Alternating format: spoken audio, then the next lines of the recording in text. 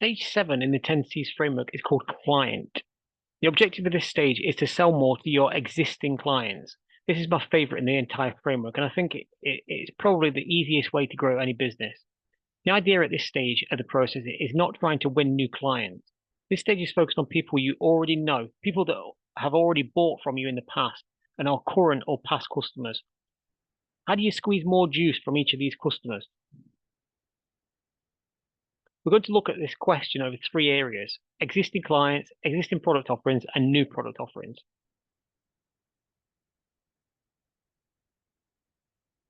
So existing clients, how many customers have you dealt with in the last 20 years of your business? My guess is there's a few that you no longer work for. First step is to identify every single customer you've ever worked for. For each one, identify what offering they purchased from you at the time. The next, we identify when contracts expire. That's both current clients and those that we no longer serve. If there's no official expiry date, consider it to be annually from the date you last worked with them. Keep a note of these dates for every contract and every client, putting them into your sales system or into a spreadsheet.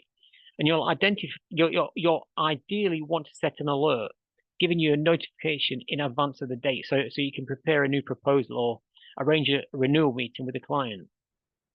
For those contracts you've previously bid for but not won, or perhaps a contract that you've lost the renewal to another provider, make a list of every contract with the approximate value and the expiry or renewal date and the company that you lost out to.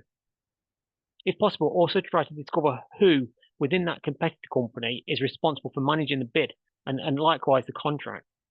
You might consider recruiting those that are more successful in the bid process in order to strengthen your own team. And having this type of knowledge could be helpful.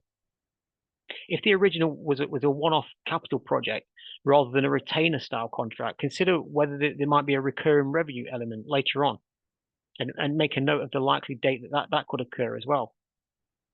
An example of this could be where a new factory is built. At some point in the future, the factory will need various support functions, whether that be general maintenance of the building, IT support, staff recruitment and payroll, or even just training. There'll be opportunity for many different kinds of companies. So getting in early could be beneficial there.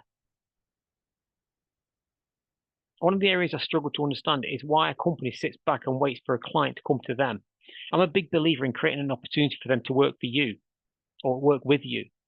Create a reason for them to work with you. An example of creating an opportunity could be if you have a client that's stated that their intention is to grow the business. Let's imagine that the client is a hotel operator. The ideal way to help them grow would be to provide a ready-to-go new hotel location. And that can mean anything from identifying a new site to completely building a new property. Why wait for them to initiate with you? Why can't you be the person that helps them get everything they want? The next step is to identify what are your product offerings. Think about this in a very granular sense. For example, the offerings of an accountant wouldn't be accountancy services. That would be a very high level summary of what they provide. Their product offerings would be broken down into much greater detail than just the service category. An easy way to do this is to consider what someone might search online for if they were looking for help with a particular problem. For a hotel operator, the products wouldn't just be limited to overnight accommodation. It would include all the pieces to that experience. So it would include swimming facilities, maybe the showering experience, gym, sauna, lounge area, valet parking, even right down to selling snacks. Then it might go even deeper, considering the food and beverage offering, breaking each of those menu items into individual products. If the business provides excursions or events, they too could be product offerings. The idea is to list all of those things that they would be looking for. Another way to break down each product offering is by service levels. And this is the typical bronze, silver, gold model. Typically, the silver service model will be the one you expect the client to choose. The gold level covers all of the bells and whistles of the service, and so the price reflects that level of service. And likewise, the bronze level is the most basic level of service. This is the absolute bare minimum. And the good thing about this model is you're giving them the options. You can ramp up your profit margins with the gold level, as it's something that can't easily be compared with your competitors for price. An advanced version of this might be to let your client cherry pick exactly which options they want to include in the contract. This works best if you can do it instantly and give them the quote and have them sign up there and then, much like when you buy car insurance online and you just tick the boxes. It's not just Mars bars and tins of baked beans that need to look good when they're packaged. All products, including service offerings, need to look attractive. They need product branding, and they need to offer what the client is specifically looking for. Each product offering should have its own dedicated web page as well. And after doing the work in the intelligence section, you'll know how much gross profit margin you make from every product offering. And whilst you might not be able to drop product offerings from your lineup, you may be able to sell higher margin products to your clients as part of a bigger support package, which should help take those low profit clients and make them more profitable. So which high profit products could you offer to your customers? Have you ever profiled each of your competitors to discover what offerings they provide? Comparing your findings to comparing your findings to your own business might highlight some gaps that you might be missing out on.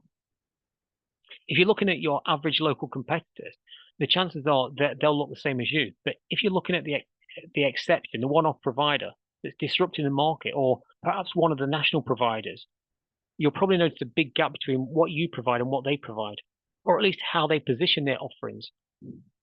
Be honest with yourself. It's got to be a yes or a no answer. Are they providing more than you? Are they providing something different to you?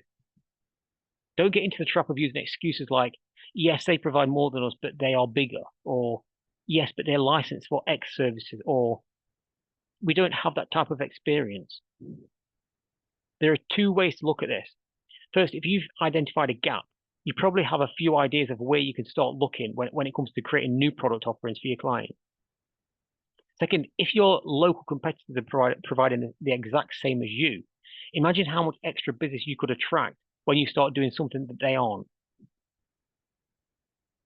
By doing an analysis of each of your clients, you might discover that they're buying some related products to your own. Don't rule anything out at this stage, just make a note of it. You might hit on something that you could very easily provide them with that fits in well with all of these potential gaps. Likewise, you might identify a new route to sell your product offerings to other new clients. And when you've looked at each customer individually, it's time to look at those suggestions. We'll look at these as potential products that we can bolt into the business and have them buy from us instead of someone else.